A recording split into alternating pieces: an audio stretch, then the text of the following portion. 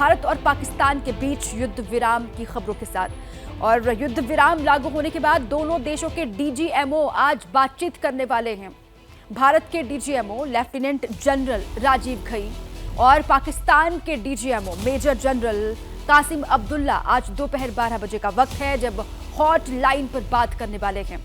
Lieutenant general Ghai ने कहा है कि समझौते को लंबे समय तक बनाए रखने के तौर तरीकों पर चर्चा होगी और दोनों देशों के डीजीएमओ शनिवार शाम 5 बजे के बाद बनी परिस्थितियों और हालात की समीक्षा भी करेंगे।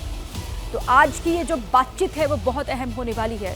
बातचीत दोपहर 12 बजे का वक्त है जब होगी। भारत के DGMO lieutenant general Rajiv Ghai की ओर से जानकारी दी गई कि युद्ध विराम के तौर तरीकों पर चर्चा होगी। आगे किस तरीके से अब युद्ध विराम को इसी तरीके से बनाए रखना है, उसके तौर तरीके क्या हो सकते हैं, इस पर दोनों ही देशों के डीजीएमओ लेवल पर आज बात होने वाली है और वक्त दोपहर 12 बजे का है।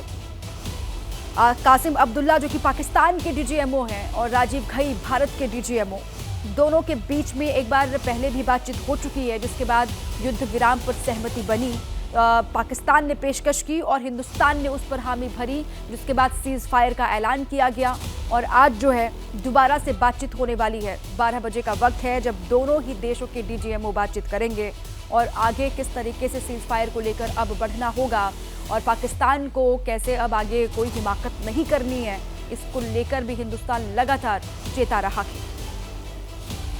और इसी बीच आज की बैठक राजीव घई और कासिम अब्दुल्ला की बहुत अहम बातचीत जो होनी है वो बहुत अहम है। युद्ध विराम पर बाद भारत पाकिस्तान के डीजीएमओ की बातचीत होगी। बातचीत आज दोपहर 12 बजे होनी है। हॉट लाइन पर बातचीत होगी।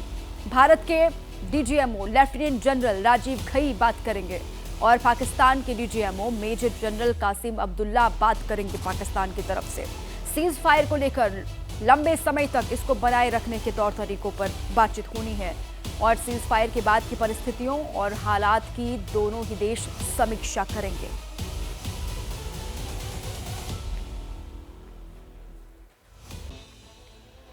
भारतीय सेना ने ऑपरेशन सिंदूर से जुड़ी कई बड़ी बातें बताई हैं। ऑपरेशन सिंदूर के दौरान पाकिस्तान सेना के 35 से 40 जवानों की मौत हुई, ये हमारी सेना की ओर से बताया गया।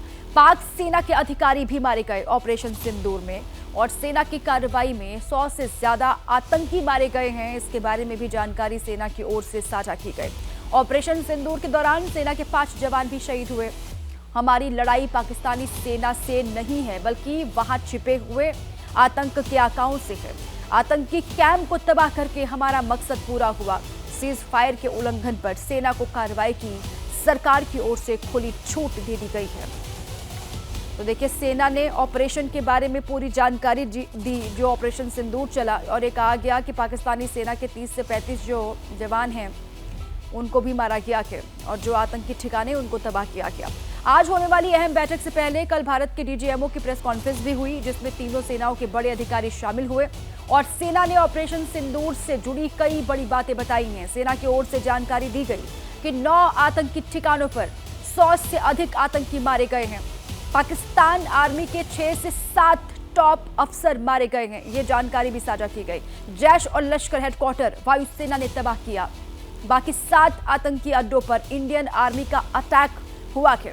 इस ऑपरेशन के तहत 6 से 7 मई की कार्रवाई में सभी पायलट सुरक्षित हैं हमारे जो इस मिशन में लगे हुए थे। पाकिस्तान के अधिकांश ड्रोन हमले विफल किए गए हिंदुस्तान की तरफ से। पाकिस्तान के 8 एयरबेस और 4 अन्य बेस तबाह कर दिए गए। पाकिस्तान का एयर डिफेंस बुरी तरीके से बर्बाद हो गया है। पाकिस्तान के कई सैन्य प्रतिष्ठानों को भारी नुकसान पहुंचा है। पाकिस्तान आर्मी के 35 से 40 जवान भी मारे गए हैं और साथ ही पाकिस्तान एयर स्पेस चालू था। संवेदनशीलता बरती ऑपरेशन सिंदूर में भारत की सेना ने और भारत के 5 सैनिक भी इस ऑपरेशन के दरमियान शहीद हो गए। हमारी लड़ाई पाकिस्तानी सेना से नहीं बल्कि आतंकियों से थी और आतंकी कैंप को तबाह करके हमारा मकसद पूरा हुआ। सीज फायर के उल्लंघन पर सेना को कार्रवाई की सरकार की ओर से खुली छूट, पूरी छूट है।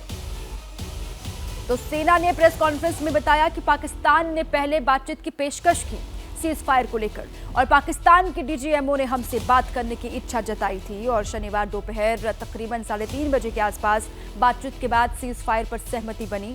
अब आज दोपहर 12 बजे एक बार फिर से पाकिस्तान के डीजीएमओ से बातचीत होनी है।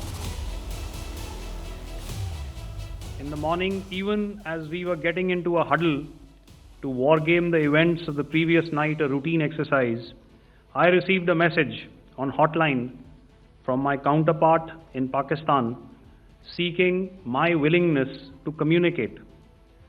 Since our initial aim was to strike at terror camps and all our actions in the subsequent days were in response to the intrusions and violations by the Pakistan Air Force and its army, it was decided that I would indeed speak with my counterpart.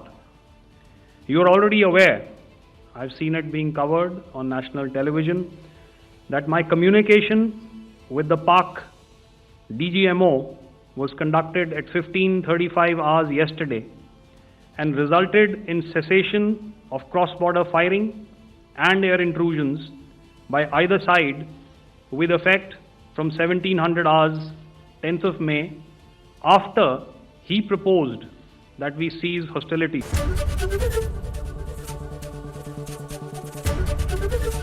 ABP Ganga, खबर आपकी, जुबान आपकी।